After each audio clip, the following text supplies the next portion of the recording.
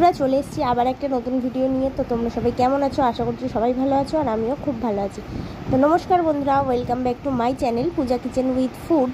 তো দেখো, আজকে আমি রান্না করবো একদম পুরোপুরি নিরামিষ একটা পটলের রেসিপি। তার জন্য কড়াইতে তেল দিয়ে পটলগুলোকে একটুখানি মাঝখান থেকে ছিঁড়ে ছিঁড়ে নেবে, মানে মাঝখানটা যাতে নুন মিষ্টিটা খুব ভালোভাবে ঢোকে, মশলার ফ্লেভারটা।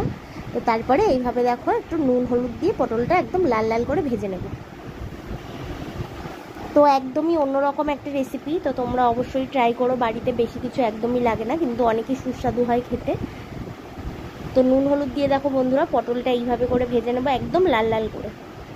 তোমরা চাইলে নুন হলুদ মাখিয়েও ভাজতে পারো। আর প্রত্যেকটা পটল কিন্তু মাঝখান থেকে মানে 2-3 ভাগ করে ছিঁড়ে দেওয়া আছে। একটুখানি ছুরি দিয়ে মাঝখান দিয়ে ছিঁড়ে দেবে, তাহলেই হয়ে যাবে। তো পটলটা খুব ভালো করে ভাজতে হবে।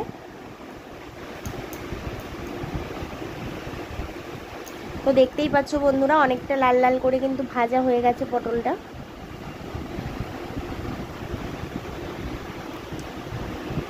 তো যেদিন নিরামিষ থাকে সেদিন সবারই মনে হয় কি রান্না করব।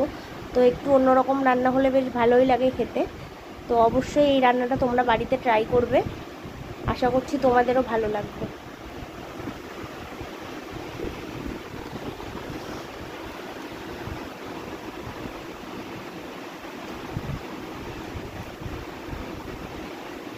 তো দেখো, পটলগুলো কিন্তু অনেকটা সুন্দর লাল লাল করে ভেজে নিয়েছি, চারিদিকটা দেখে বুঝতেই পারছো।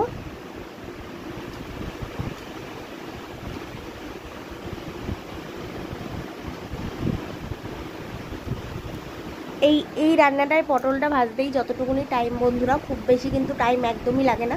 পটলটা খুব ভালো করে ভাজা হয়ে গেলে একদমই 5 থেকে 6 মিনিটের রান্না হয়ে যায়। 10 মিনিট অনেক বেশি বলে ফেললাম।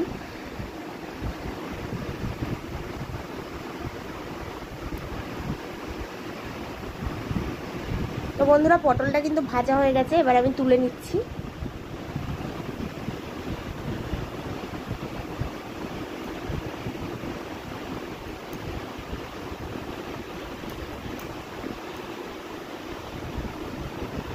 তো যেহেতু পটল ভেজেছি তার জন্য দেখো তেলটা কালো হয়ে গেছে। তো কোনো ব্যাপার না, তোমরা চাইলে তেলটা পাল্টে নিতে পারো, কিন্তু আমি একদমই পাল্টাচ্ছি না।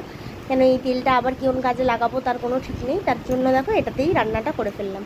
তো তার মধ্যে দিয়ে দিলাম দেখো কালো জিরে। তো কালো জিরে দিয়ে আবার কিন্তু ভেজে রাখা পটলগুলো আমি এর মধ্যে দিয়ে দিচ্ছি, কেন কোনো মশলা দেওয়ার নেই তার জন্যই। তো দেখো আমি আর এবার এর মধ্যে কি দিচ্ছি। তো পটলটা দিয়ে দেখো নেড়ে চেড়ে নিয়ে কটা কাঁচা লঙ্কা দিয়ে দিলাম এর মধ্যে। তারপরে দিয়ে দিচ্ছি ভালো করে জাল করে রাখা দুধ। তো এটাই হচ্ছে, এইটা দিয়েই রান্না হবে, কোনো মশলা যাবে না এর মধ্যে।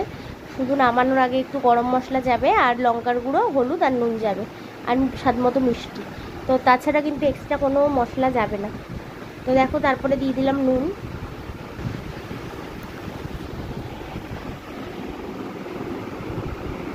তো লঙ্কার গুঁড়ো দিয়ে দিলাম। তোমরা চাইলে কাঁচা লঙ্কা বেটেও দিতে পারো। তারপরে দিয়ে দিচ্ছি হলুদ। আর এই দুধটা মানে যতক্ষণ না পুরো টেনে একদম তেল বেরিয়ে আসছে ততক্ষণ পর্যন্ত রান্নাটা করতে হবে।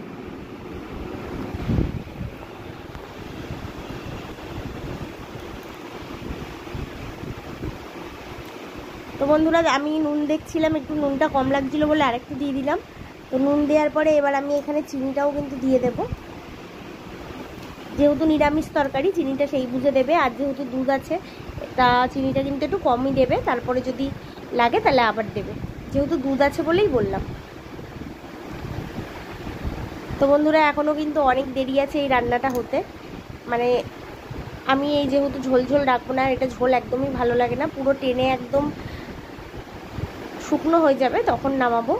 আর তোমরা এর কালারটা একটু চেঞ্জ দেখতে পাচ্ছ, আমি এর মধ্যে একটু কাশ্মীরি লঙ্কার গুঁড়ো দিয়েছি, সেটা তোমাদের দেখাতে আমি ভুলে গেছি। তো তার জন্য কালারটা একটু লাল মনে হচ্ছে। তো নামানোর আগে বন্ধুরা দেখো এবারে একটু গরম মশলা দিয়ে দেবো। আর দেখতেই পাচ্ছ পুরো টেনে এসেছে। তো এবার কিন্তু আরেকটুখানি টানিয়েই আমি নামিয়ে নেব।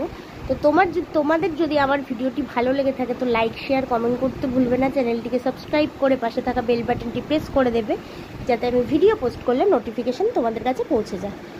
আর অবশ্যই রেসিপিগুলো একবার হলেও বাড়িতে ট্রাই করবে। নিরামিষের দিনে কী বানাবে অনেকেই চিন্তা করো, তো এইটা একদম চোখ বন্ধ করে বানাতে পারো। রেসিপিটা খুবই ভালো লাগে খেতে।